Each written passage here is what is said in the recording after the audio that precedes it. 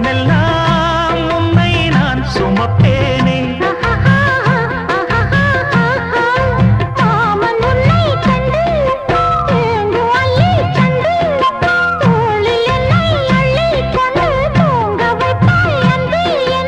என் கண்ணில் நீதானம்மா